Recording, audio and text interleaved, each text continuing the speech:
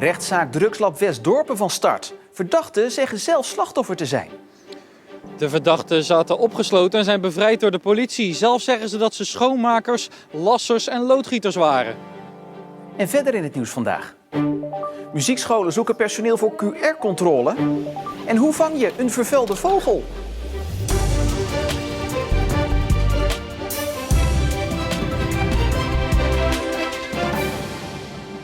Goedenavond. Gevangenisstraffen van ruim 5 jaar. Dat hoorden 6 mannen vandaag tegen zich eisen in de rechtbank van Breda. Ze worden verdacht van het produceren van de synthetische drug crystal meth in een loods in Westdorpen. En we gaan naar de rechtbank in Breda. Daar staat voor ons verslaggever Niels Schuurbiers. Niels, hoe is het OM tot deze eis gekomen? Die komt tot deze eis omdat het voor het Openbaar Ministerie niet uitmaakt wat de rolverdeling was binnen deze groep. Volgens het Openbaar Ministerie zijn ze allemaal onmisbaar geweest voor de productie van grote hoeveelheden crystal meth. Want dit lab produceerde grote hoeveelheden en was nog volop in bedrijf toen de politie daar binnenviel. En daar zijn dus deze hoge celstraffen volgens het Openbaar Ministerie op zijn plaats. Ja, en wat zeggen de verdachten zelf over hun betrokkenheid?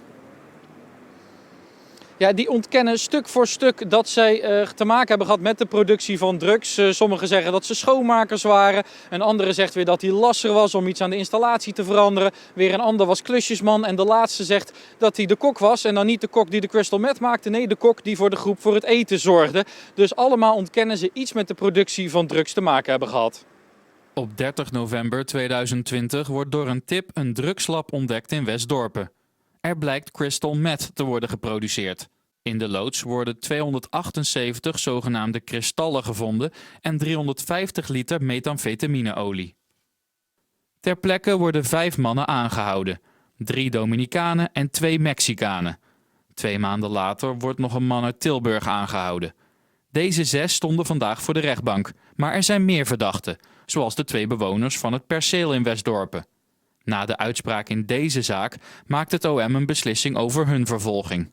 Daarnaast zijn in januari ook een 10-tal verdachten door heel het land aangehouden. Dit zijn de echte grote vissen. Het internationaal opererende drugsnetwerk zou achter het drugslab in Westdorpen en nog enkele andere crystal meth labs zitten. Hun zaak wordt behandeld door de rechtbank in Amsterdam en gaat volgend jaar pas spelen.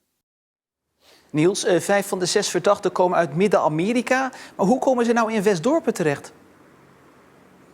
Ja, dat heeft ermee te maken dat crystal meth een opvallend moeilijke drug is om te fabriceren.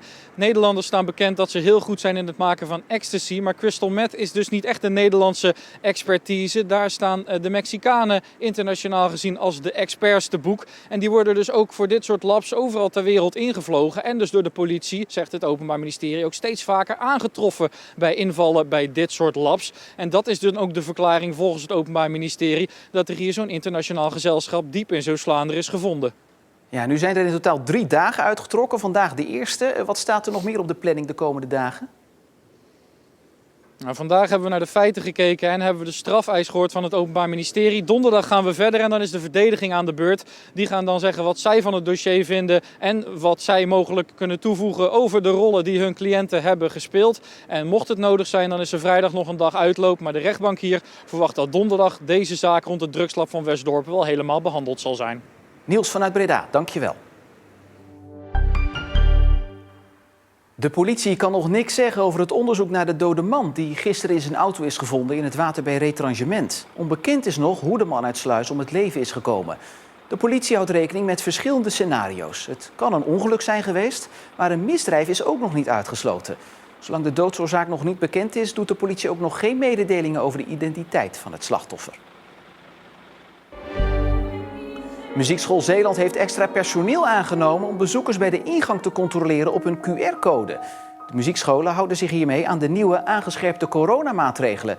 Maar makkelijk is het niet. Het is even terug naar af natuurlijk en dat is jammer, maar daar moeten we ook met z'n allen doorheen. We zien ook veel klein leed daarin. We zien proeflessen die worden afgezegd omdat mensen toch denken van nou dan maar niet even. En het is zo belangrijk. Hè? We gaan nu weer de donkere tijd in en muziek maakt gewoon blij, maakt gelukkig. En die geluksmomentjes die gunnen we ook gewoon de mensen. Dus we hopen ook dat we snel weer richting versoepelingen kunnen gaan. Leerlingen tot 18 jaar kunnen wel gewoon zonder code bij de muziekscholen naar binnen.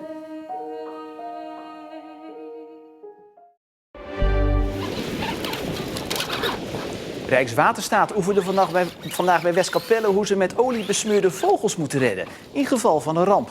Het is voor het eerst dat dit wordt geoefend en dit is een voorbeeld voor de rest van Nederland. Als er een olieramp is en er spoelen heel veel vogels aan op de kust met olie, dan willen we dat ze zo snel mogelijk gecoördineerd naar één centraal punt worden gebracht. Er werd niet alleen geoefend met het vangen van vogels, maar ook wat er daarna moet gebeuren. Zoals het transport naar vogelopvangcentra in de buurt. Dit is van welk team? Team 2. Team 2, dank u wel. In Tolen komt ook een testen voor toeganglocatie. De gemeente moest het lange tijd zonder zo'n testcentrum doen, waardoor Tolenaren soms meer dan een half uur moesten rijden om zich te laten testen, voordat ze toegang kregen tot horeca, theaters en bioscopen.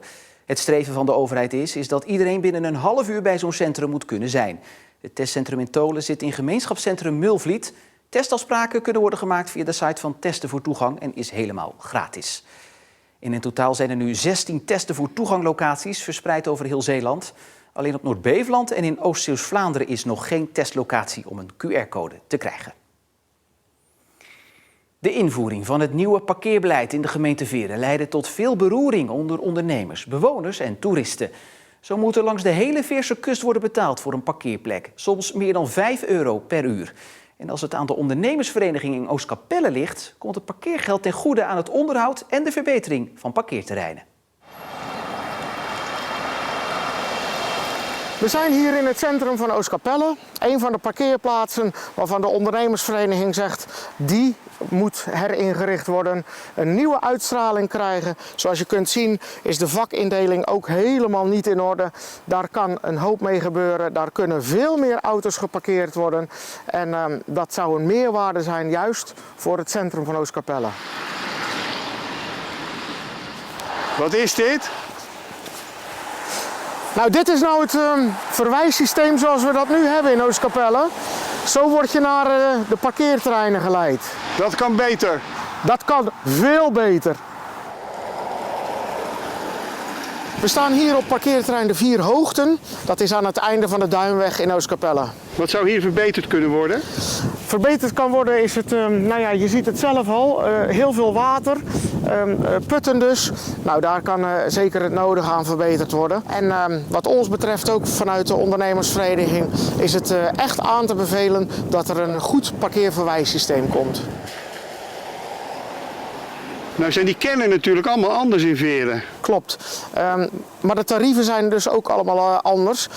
Dus dat is met name aan het strand parkeren voor die dagjesmensen. Want dat is natuurlijk de clue. En daar zitten we als ondernemersvereniging ook in. Laat die dagjestoerist betalen voor het product op het strand. Aan het strand waar ze voor komen. De toerist die in het centrum logeert of op de campings. Die betalen al middels toeristenbelasting. Maar zo'n gratis parkeerplaats in Zoutelanden zou niet kunnen natuurlijk. Omdat je vlak aan de kust zit. Dat is een lastig verhaal. In Zoutlanden werken ze dan ook met parkeervergunningen voor de bewoners. We staan nu op parkeerterrein Het Dompje, midden in het centrum van Oostkapelle. En de ondernemersvereniging van Oostkapelle is ook groot voorstander om dit in ieder geval gratis te houden. En dat heeft onder andere te maken met het feit dat we hier bij de ingang van de begraafplaats staan. En het is niet erg gastvrij als je hier geld gaat vragen voor mensen die naar een begrafenis komen. En de gemeente heeft onder inwoners en toeristen een enquête gehouden over het parkeerbeleid. En de resultaten daarvan worden morgen besproken tijdens de raadsvergadering. Het moet een impuls geven aan de Zeeuwse cultuur. De 4,5 ton subsidie die de provincie beschikbaar heeft gesteld. Er kwamen 47 aanvragen en daarvan zijn er 10 toegekend en er is nog een ton in kas. Maar hoe kan dat? Aangeschoven is verslaggever Anke Tanihatou. Anke, waarom is er nog €100.000 over? Nou, er waren een aantal aanvragen niet goed gegaan, of de criteria waren niet goed. Dus de provincie heeft besloten om die aanvragers nog een beetje tijd te geven. En eind januari, dan kennen ze de rest van het geld toe. Ja, nu is er 3,5 ton dus verdeeld over 10 ontvangers. Welke ontvangers zijn het eigenlijk allemaal? Wat zijn de belangrijkste? Het zijn hele diverse projecten, maar er zitten bijvoorbeeld 3 muziekprojecten bij, van pop tot klassiek. Maar ook 3 literaire projecten die bij elkaar meer dan een ton hebben gekregen. En er zit ook een kunstklankwandeling bij. En er niet meteen gaan zeppen, klinkt vaag, is het niet. We nemen de mensen mee op ontdekkingstocht op en over de grens in deze regio. Waarbij we eigenlijk aandacht geven aan natuur, geluidskunst, architecturaal en de grensverhalen die te beluisteren zijn in de klankwandeling. Dus op de route gaan we een aantal installaties plaatsen met het materiaal dat de bos beschikbaar stelt. Dus er zijn redelijk wat bomen hier in deze regio die dan aangetast zijn door de letterzetter. Dus we hebben hier met de beheerder van het bos toestemming gekregen om met die bomen aan de slag te gaan. Dat zijn kleine grensbanken, een stuk of 9 die dat we gaan maken. En dan ook een stuk of 3 echte grotere installaties die dat we op gaan realiseren. Wat gebeurt er? De mensen kunnen vanaf een bepaald punt een device halen, dat is zoals in een museum, waar een koptelefoon aan verbonden zit. Je gaat de route bewandelen en op het moment dat je in de buurt van zo'n bankje komt, speelt dat verhaal met een muziekfragment automatisch af. Nantje Piekervet, die reed ons met de postwagen van Nunom naar Rust. Er was een roep van alle door in de post. Die zagen me liggen. Stopte met zijn bus. Nou, jongen, wat is dit? Ik zeg, ja, ik zeg, het is goed te zijn. Verhalen over vroeger, van mensen die dat iets speciaals beleefd hebben in deze regio. Maar net zowel van mensen die hier net toegekomen zijn, die net wonen en een bepaald gevoel of iets meegemaakt hebben, dat de moeite waard is om te vertellen. Om op die manier een beetje de identiteit van deze regio, van de twee kanten van de grens, in kaart te brengen. Ja, Anke, waarom heeft nou juist dit project geld gekregen? Nou, ik denk dat het toch met verbinding te maken heeft, want dat vindt de provincie belangrijk. Hè. Klingen was vroeger 1 dorp. En nou, nu staan ze eigenlijk het Vlaamse en het Zeeuws-Vlaamse deel met de ruggen tegen elkaar. Ze weten niks meer van elkaar. Voor dit project hebben ze al Vlaams geld gekregen en nu dus ook Zeeuws geld. Dus ja, zo zijn de krachten gebundeld voor de cultuur in de grensstreken. Dus ik snap dat wel. Oké. Anke, dankjewel. Het was bewolkt en geen zon, hoewel die in het oosten van de provincie er wel even doorpiepte. Eventjes, het bleef grotendeels wel droog bij maximaal 12 graden. Morgen wederom droog en is het wisselend bewolkt met dus ook ruimte voor de zon. En de temperatuur is ongeveer gelijk aan die van vandaag. En tegen het einde van de week wisselvalliger weer met een grotere kans op regen. En tot zover Zeeland nu voor vandaag. Nog een fijne avond.